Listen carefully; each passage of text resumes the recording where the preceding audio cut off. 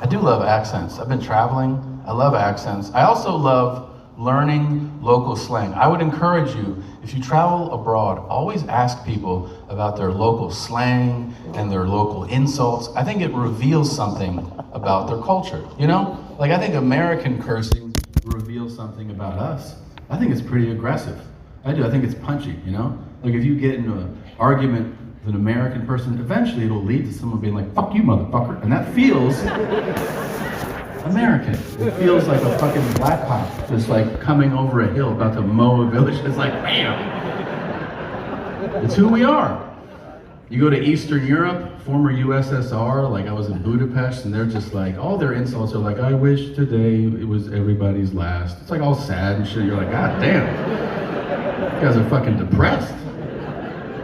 The Spaniards are creative. They have an insult. They say, me cago en tus muertos, which means I shit on all your dead relatives. And you're like, holy shit.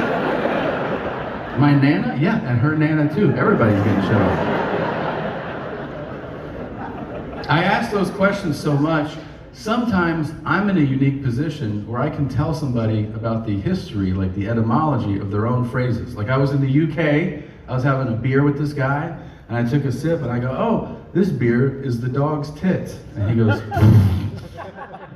mate, I think you mean the dog's bollocks. And I said, no, I fucking don't. And he goes, dog's tits. And I said, September 8th, 1940. That's when the Germans began the Blitz, the 57-night bombing campaign of London. And by mid-November, Winston Churchill turned to his then secretary, Elizabeth Nell, and he said, the people of Great Britain are going to have to make do with less. They're going to have to provide each other with food and shelter, and they'll have to get milk wherever they can, even, he said, if it meant getting it from a dog's tits. And this guy goes, fucking hell.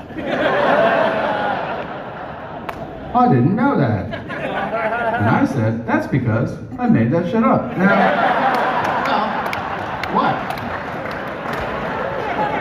what? You can lie whenever you want, so I did it then. And you all bought it too. You're like, no shit, really? What's fun is that if you start saying dog's tits in conversation, it'll eventually mean what I said it means. That's how language works. I do love that stuff. I was home, and here's the thing, half my family is from South America, right? And for my entire life, my cousins have been visiting me since I was a kid. So for like the last 35 years, they've been visiting me. And every time one of them visits me, they always say the same thing on every trip, every single trip. One of them at one point will be like, Tommy, I have to make a shit. And I go, I understand. If you know any Spanish, you realize they're doing a literal translation. Because in Spanish, you would say, hacer, make, shit. Now, to be fair to them, that is exactly what we're doing, right? But I always correct them. I go, we say, I have to take a shit. And they always go, why?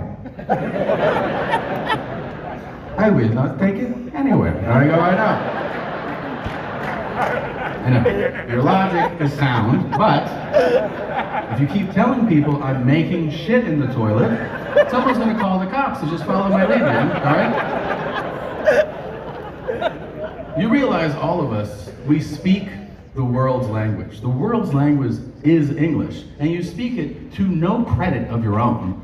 You just were born, and you happen to speak the world's language, and everybody else makes this huge effort just to communicate with us, just to participate with us. They try so hard, and then we get to mock them to their face. Isn't that great? Like the whole world is like, hey, how do you say? And we're like, how you doing? Listen to this fucking idiot over here. But I do not know. Learn to talk, stupid.